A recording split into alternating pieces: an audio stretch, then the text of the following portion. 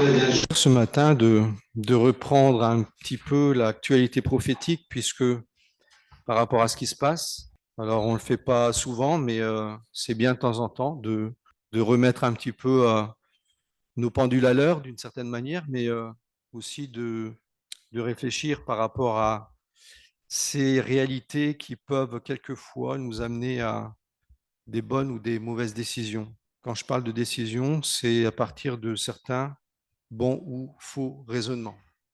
Parce qu'on raisonne toujours par rapport à des raisonnements.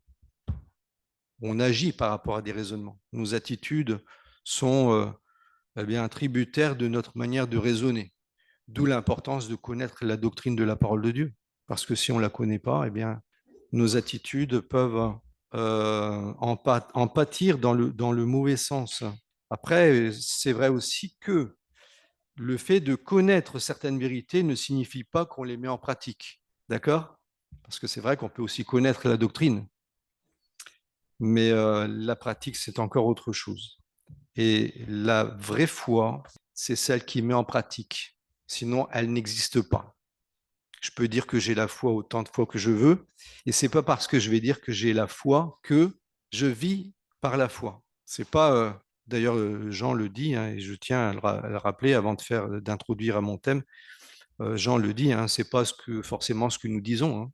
Celui qui dit que et qui fait comme ça, eh bien, c'est que soit c'est un meurtrier, soit c'est un menteur. En tout cas, il n'est pas où il est dans la lumière. Donc, par rapport à ce que nous disons et nous faisons. Donc, ce matin, Seigneur me met à cœur ce thème qu'on a vu il n'y a pas trop longtemps, mais il y a à peu près 3 ans. Je l'ai rappelé il y a au mois de mars sous une autre forme, sous une forme doctrinale, mais cette fois-ci, j'aimerais la reprendre sous un aspect prophétique. Donc, on voit que les événements récents au Moyen-Orient, et notamment cette semaine encore au détroit d'Ormuz, qui implique le régime iranien, Israël et l'Amérique dans un état de guerre. On voit Israël qui, pour sa survie face à un régime, qui veut sa destruction totale au travers de l'arme nucléaire. Et on voit l'Amérique qui veut protéger ses intérêts et garder une mainmise face à des nations très puissantes comme la Chine et comme la Russie. On voit tiré par les cheveux, je dirais, été obtenu par Trump avec l'Iran sans qu'Israël ne soit pour l'instant impliqué dans ces accords. Mais la pression du monde afin d'éviter une troisième guerre mondiale consistera à obtenir à tout prix un plan de paix, un compromis qui va bientôt se réaliser et viendra confirmer les Écritures qui nous avertissent à ce sujet. D'ailleurs, c'est l'apôtre Paul qui le dit, hein, euh, dans Corinthiens, pas Corinthiens, Thessaloniciens, dans 2 Thessaloniciens, alors attendez, parce que je ne l'ai pas noté, je crois que c'est chapitre 5, 2 Thessaloniciens 5, verset, ça doit être au premier verset. Voilà, c'est 1 Thessaloniciens 5, qui dit, lorsque les hommes diront paix et sécurité, une ruine soudaine fondra sur eux, fondant sur eux, sur le monde, comme les douleurs sur la femme enceinte, quand ils diront paix et sécurité. Alors vous remarquez que ce sont deux mots qui reviennent un peu à la mode en ce moment et ça devient tellement, tellement urgent, tellement important qu'il faut qu'on y arrive de toutes les manières. Alors ça avait commencé il y a quelques mois il y a plutôt quelques années avec l'Ukraine. Rappelez-vous que la Russie aurait envahi l'Ukraine et donc il a commencé à y avoir des activités en Europe dans lesquelles plusieurs pays étaient même à se coaliser, hein, pour faire barrage à la Russie. Et puis ensuite, il y a eu les événements d'octobre 2023 dans lesquels le Hamas attaque Israël. Et donc, il y a eu des choses assez terribles qui se sont produites et Israël qui essaye de faire face à cette situation dans laquelle on voit que l'Iran est fortement impliqué puisque c'est elle qui nourrit ces factions terroristes qui essaient de détruire Israël. Alors, la ruine qui est évoquée dans ce verset du chapitre 5 d'un Thessaloniciens, au verset 1, eh bien, est peut-être liée au facteur monétaire. Certains diront, oh, la ruine, c'est certainement monétaire. Mais nous comprenons dans le contexte immédiat que ce passage nous parle du déclenchement du grand jour de l'Éternel. Et quand on lit dans l'Ancien Testament, dans toute la Bible, le jour de l'Éternel ou le jour du Seigneur, eh bien, en fait, certains diront que c'est un jour de 24 heures. Il y a d'ailleurs une ancienne version italienne et même, je ne sais plus si c'est là, Osterwald peut-être, qui dit que c'est un jour de dimanche. Mais le jour dimanche, le mot dimanche, ça veut dire suprême, le jour suprême.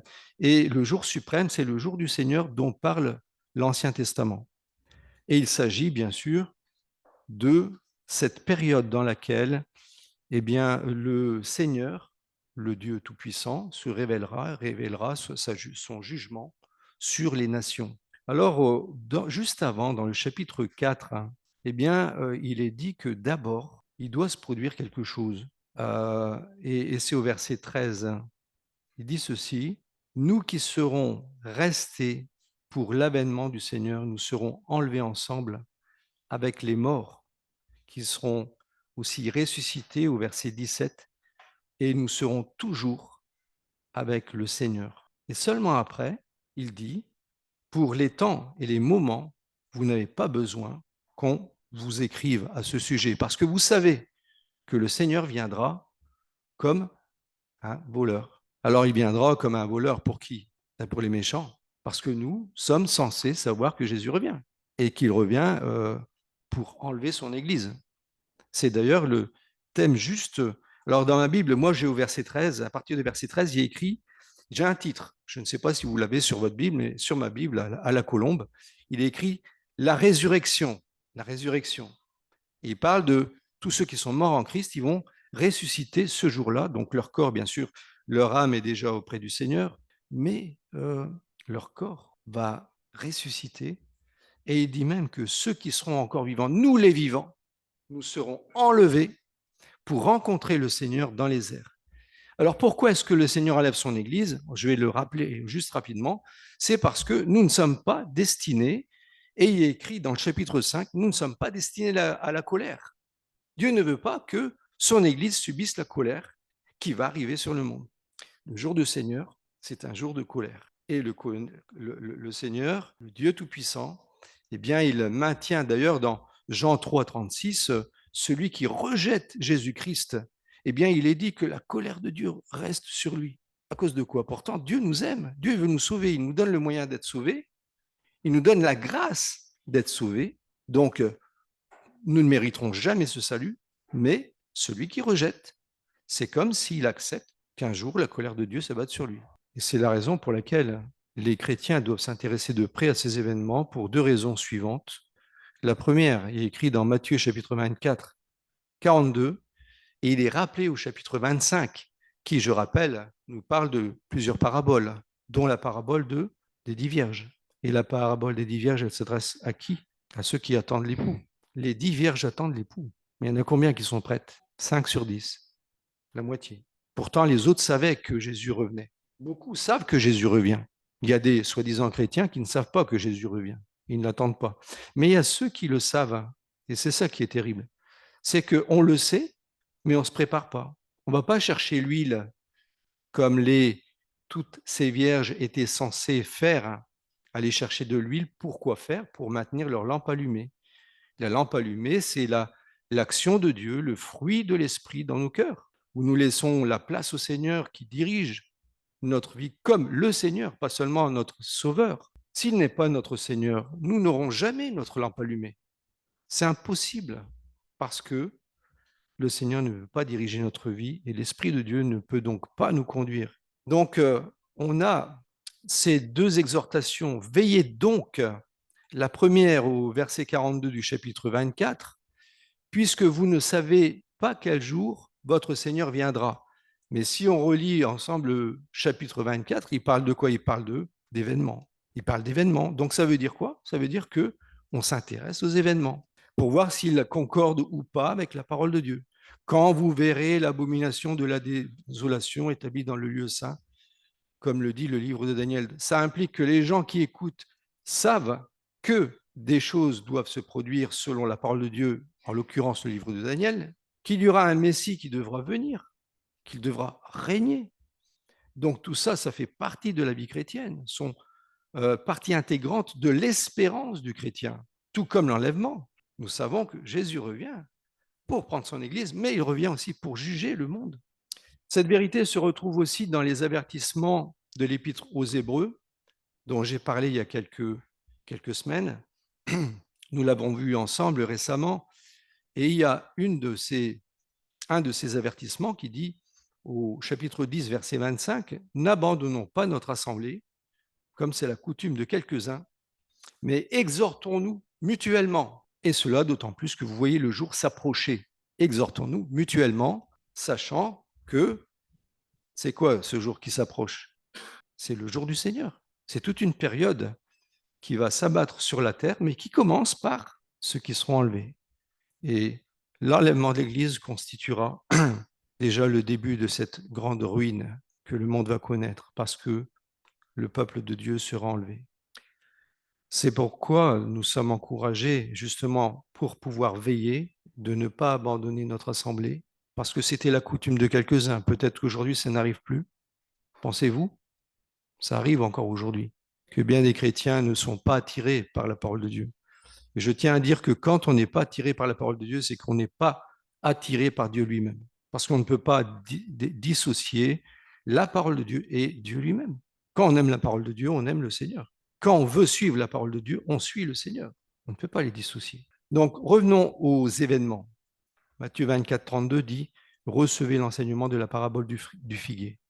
Dès que ses branches deviennent tendres et que les feuilles poussent, vous savez que l'été est proche. » Verset 33. De même, vous aussi, quand vous verrez tout cela, sachez que le Fils de l'homme est proche, à la porte. Quelqu'un qui est à la porte, il n'est pas loin. On est d'accord. Quand quelqu'un est à votre porte, c'est qu'il n'est pas loin de vous. On est d'accord. En vérité, je vous le dis, cette génération ne passera point que tout cela n'arrive. Le ciel et la terre passeront, mais mes paroles ne passeront point. Vous savez, ce figuier représente la nation d'Israël. Nous sommes sacrément privilégiés de voir que cette nation est renée en 48, après près de 2000 ans d'exil, de ce deuxième exil, puisqu'il y avait déjà eu un premier exil au temps de Nebuchadnezzar, et cet autre exil qui a duré près de 2000 ans, et qui font qu'aujourd'hui, eh bien, nous voyons, malgré la Shoah, malgré une haine acharnée du diable envers ces juifs qui perturbent. Perturbent pourquoi? Mais ça se comprend. Parce que Dieu a promis quelque chose à Abraham et il doit l'accomplir. Et il l'accomplit. Il l'accomplit sous nos yeux.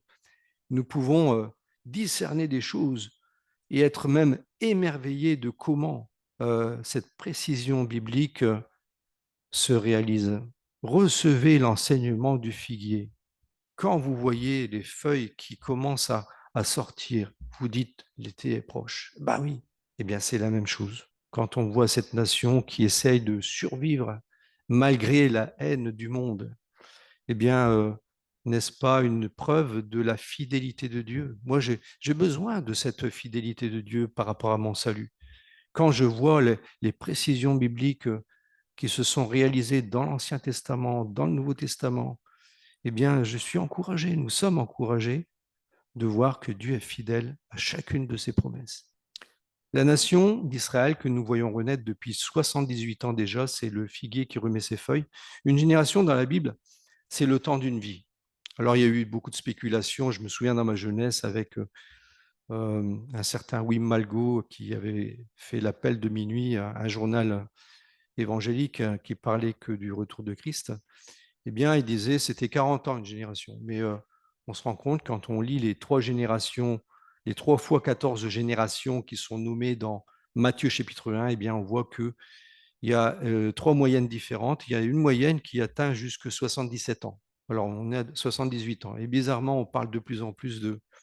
Alors, tout ça mis ensemble, c'est comme un puzzle qui doit, encore une fois, nous amener à réfléchir et mettre les priorités, nos priorités sur le Seigneur. La deuxième raison, donc, on a vu à l'instant, veiller pour se préparer au retour du Seigneur et pour ne pas prendre le parti de l'opinion des hommes de ce monde, bien entendu, dans ce conflit qui, rappelons-le, sert à manifester le plan de Dieu qui se fera inéluctablement, quels que soient les raisonnements humains.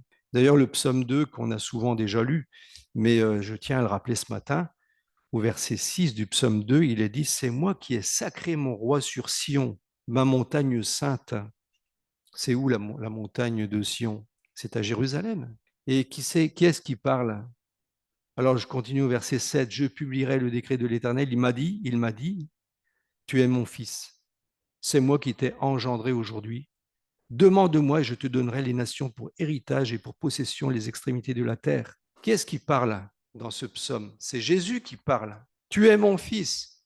Le Père dit au Fils, donc mon Père m'a dit, tu es mon fils et je te donne, c'est moi qui t'ai engendré aujourd'hui, donc ce n'est pas une création, Jésus n'est pas une création, il sort du Père, mais il est bien dit que c'est moi, je te demande, moi je te donnerai les nations pour héritage. Donc c'est Jésus qui est mis en avant pour que ce projet de règne eh bien, soit réalisé. Et ça se fera parce que c'est Dieu qui l'a décidé. Amen. Amen. Même si on n'est pas d'accord. Vous voyez ce que je veux dire? C'est important que nous puissions véritablement considérer ce que Dieu dit. Alors dans Zacharie, chapitre 12, verset 2, eh bien, c'est Dieu qui parle. Alors j'en ai parlé il y a quelques mois, j'ai fait d'ailleurs une focalisation sur ces versets de Zacharie. Verset 2, « Voici que je fais moi-même de Jérusalem une coupe d'étourdissement pour les nations d'alentour, pour tous les peuples d'alentour. Quant à Juda, ce sera pendant le siège de Jérusalem. En ce jour-là, je ferai de Jérusalem une pierre lourde à soulever pour tous les peuples. Tous ceux qui la soulèveront seront gravement meurtris. Et toutes les nations de la terre s'assembleront contre elle. » C'est Dieu qui le dit. Il arrivera un moment où les nations en auront tellement marre qu'elles vont se rassembler. Contre qui? Contre Jérusalem. Mais en fait, c'est parce qu'ils ne sont pas d'accord avec le plan de Dieu. Une nation juive qui retrouve son territoire, Judée-Samarie. Juif vient du mot Judée, tribu de Juda. Le terme juif vient du mot tribu de Juda. Et la tribu de Juda, c'est une des 12 tribus d'Israël qui contient Jérusalem. Aujourd'hui, tribu contestée. Le monde entier dit « Ah non, non, ah non, il ne faut pas que vous repreniez ce territoire. » Et là, il y a un problème. Vous voyez ce que je veux dire? Il y a une réflexion à faire. Alors, chers frères et sœurs, ces versets nous interpellent encore parce que le plan de Dieu se réalise à la lettre, mais rappelons avant tout que Dieu est amour. Il a manifesté son amour sur la croix où Jésus est mort. Il a payé le prix de notre rachat, car nous étions tous morts à cause de nos péchés. On pourrait citer Jean 3,16, hein, car Dieu a tant aimé le monde, c'est tous les hommes, pas une seule nation. Tous les hommes sont concernés. Quiconque croit sera sauvé. Juifs, grecs, sous-entendu, tous les non-juifs aussi, comme les Palestiniens et les Arabes. Dieu veut sauver tous les hommes. Mais tous ne vont pas forcément reconnaître Jésus, qui est le chemin, la vérité et la vie, comme on l'a chanté tout à l'heure. Tous ne le reconnaîtront pas. Et donc, mais le plan de Dieu doit se réaliser néanmoins. Dans l'évangile de Jean, chapitre 1, verset 12, il est dit d'ailleurs que tous ceux qui l'ont reçu, encore une fois, tous ceux qui l'ont reçu. Qui sont tous ceux qui l'ont reçu? Dans toutes les nations, quelle que soit la race. Tous ceux qui l'ont reçu, il est dit, en parlant de Jésus, qui est appelé la parole dans Jean chapitre 1, elle a donné la parole, a donné le pouvoir de devenir des enfants de Dieu, à ceux qui croient en son nom, en Jésus-Christ.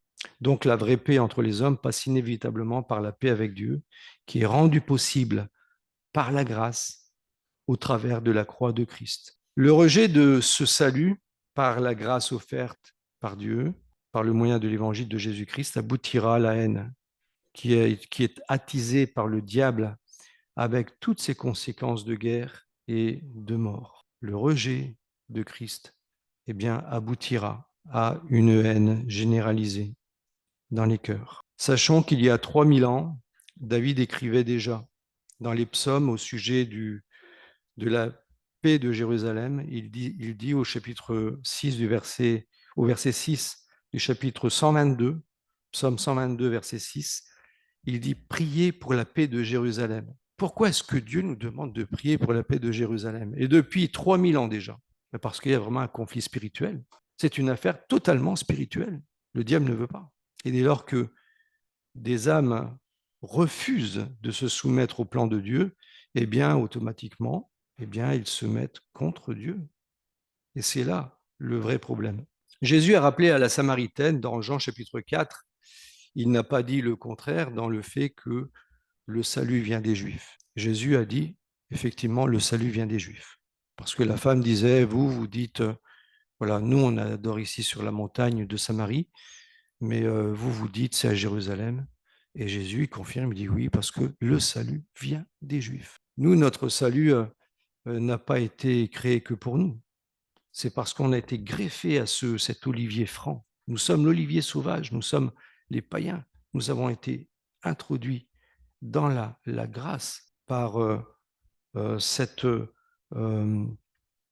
greffe que nous avons vécue sur l'olivier franc que représente la nation d'Israël, le salut promis au travers d'Abraham. Alors Jérusalem signifie ville de paix, et cette ville qui n'a connu jusqu'ici que la haine et le manque de paix, eh bien c'est pourquoi on comprend, nous sommes conscients de cette réalité qui perdure depuis des millénaires.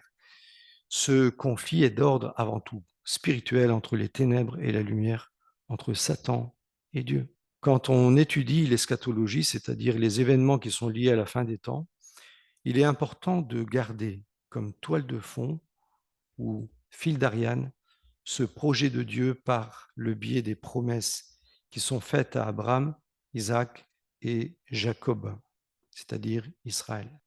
Si nous ne tenons pas compte de ces éléments, nous ne pourrons jamais entrer dans une interprétation biblique. D'ailleurs, dans cette interprétation, nous commençons par lire dans Genèse chapitre 12, verset 3, où Dieu dit à Abraham, « Je bénirai ceux qui te béniront. Je maudirai celui qui te maudira. Toutes les familles de la terre seront bénies en toi. » Au verset 7, il est dit que l'Éternel apparut à Abraham et dit, « Je donnerai ce pays à ta descendance. » Vous voyez, plusieurs versets qui seront ensuite rappelés à Isaac et à Jacob, où Dieu va même dire à Jacob que dans la descendance, même à Abraham, Dieu l'a dit, dans sa descendance, eh bien, il y aurait un peuple qui serait même esclave pendant 400 ans. Donc, il s'agit bien du peuple d'Israël. Bien longtemps après, lorsque le peuple d'Israël eut sorti d'Égypte, Dieu fit une alliance avec son peuple par l'intermédiaire de Moïse qui leur fait connaître ses commandements. Par la suite encore, bien longtemps après, le peuple d'Israël tombe dans l'idolâtrie et les prophéties de Jérémie se réalisent à la perfection. On voit que, suite à cela, malgré les avertissements, eh bien, le très puissant roi chaldéen Nebuchadnezzar va les emmener en captivité à Babylone. Ça va durer 70 ans, et après laquelle un petit reste, un petit nombre de Juifs vont revenir à Jérusalem pour rebâtir le temple et ses murailles. Donc on le lit dans Esther, dans Esdras plutôt, et dans Néhémie. Bien longtemps après, encore d'autres prophéties se réalisent.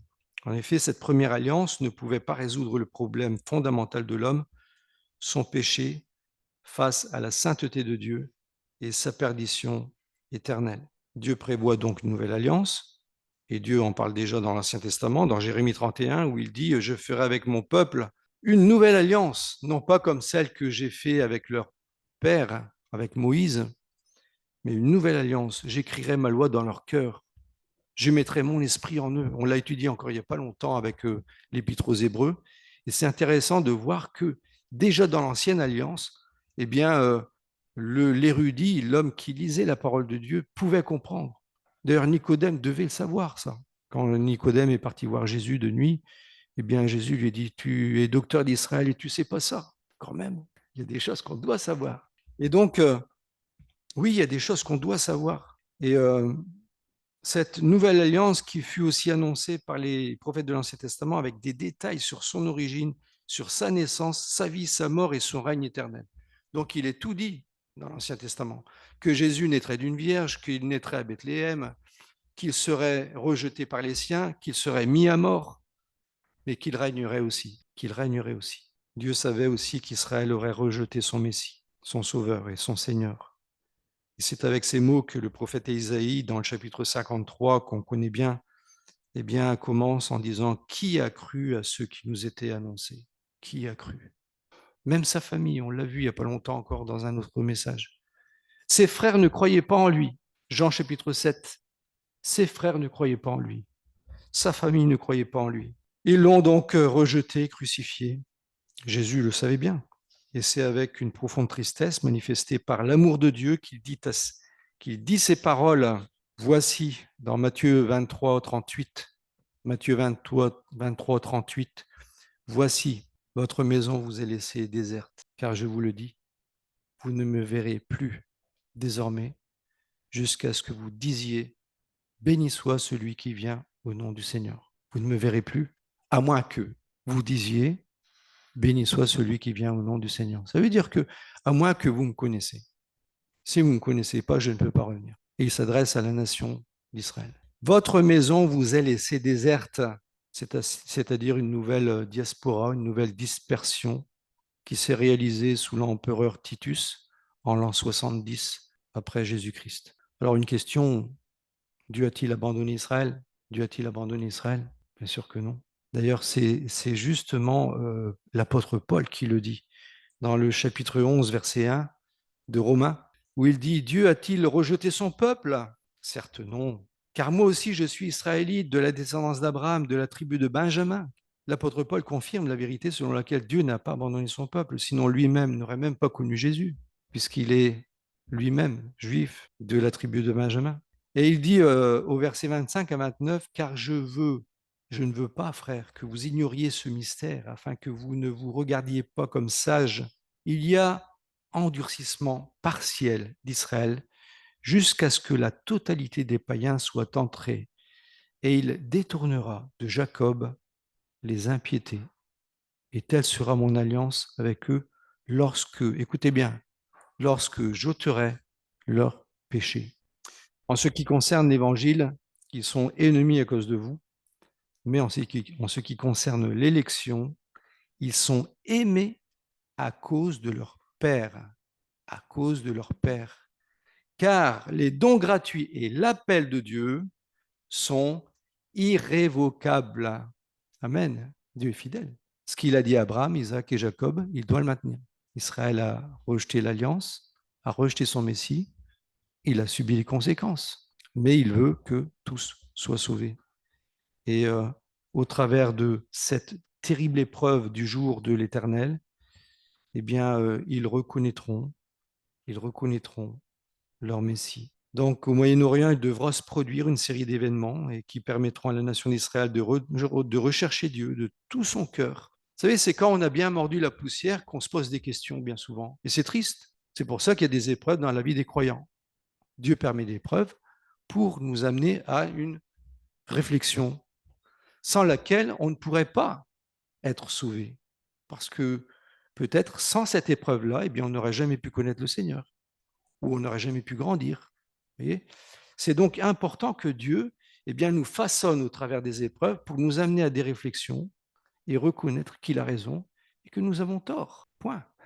Et j'aime beaucoup ce passage dans Zacharie chapitre 12, versets 8 à 10, qui dit ceci. Et c'est là que nous voyons vraiment aboutir le dénouement du plan de Dieu, c'est reconnaître leur Messie. En ce jour-là, verset 8, chapitre 12, l'Éternel protégera les habitants de Jérusalem. S'il y en a un qui trébuche parmi eux, il sera en ce jour-là comme David, et la maison de David sera comme Dieu, comme l'ange de l'Éternel devant eux. En ce jour-là, je chercherai à détruire toutes les nations qui viendront contre Jérusalem. Alors je répandrai sur la maison de David et sur les habitants de Jérusalem un esprit de grâce et de supplication. Un esprit de grâce et de supplication.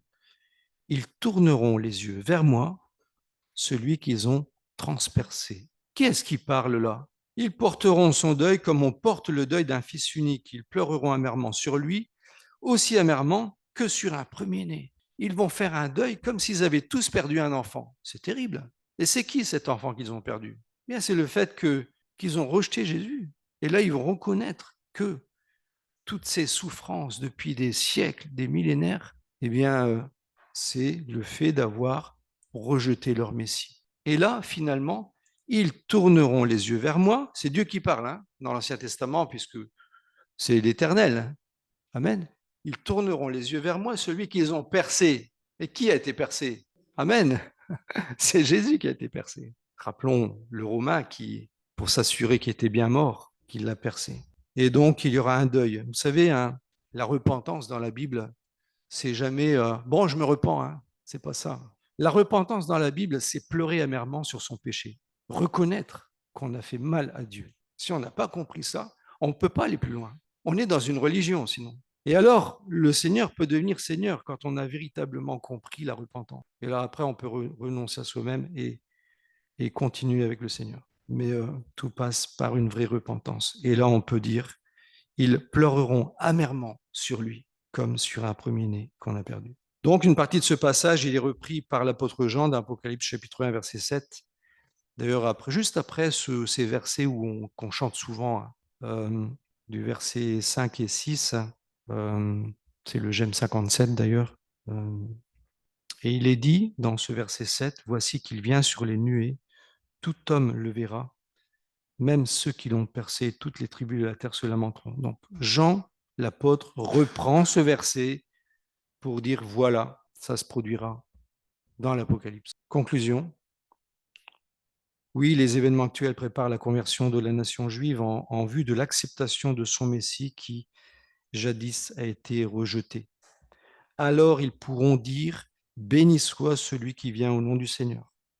Alors Jésus reviendra pour juger les nations venues contre Jérusalem et protéger les nations d'Israël, redevenues son peuple, et régner pendant 1000 ans selon le plan de Dieu. Nous savons, d'après la parole de Dieu, que l'Église ne sera plus sur terre lorsque ces choses se produiront, car l'Église n'est pas censée connaître la colère de Dieu, qui va s'abattre sur la terre et qui se retrouve dans le livre d'Apocalypse. C'est pourquoi ne soyons pas comme les vierges folles. Et là, c'est vraiment encore une fois un appel ce matin. Ne soyons pas comme les vierges folles, endormies par l'illusion des choses éphémères de ce monde et n'ont pas veillé et sont donc sont restés, ne sont pas entrés dans les noces de l'agneau. Si ce n'est pas encore fait, donnez votre vie au Seigneur. C'est encore un appel ce matin. Recevez-le comme votre Seigneur et votre Sauveur, l'unique Sauveur et Seigneur. Ne passez pas à côté d'un si grand salut. Soyez réconciliés avec Dieu par Jésus-Christ, qui a dit « Je suis le chemin, la vérité et la vie ». Amen. Que le Seigneur encore nous bénisse et nous encourage à regarder, malgré ce que nous vivons aujourd'hui, ce que le monde vit aujourd'hui, malgré l'épreuve, peut-être la persécution un jour, mais en tout cas, regardons à Jésus. Il revient bientôt. Amen.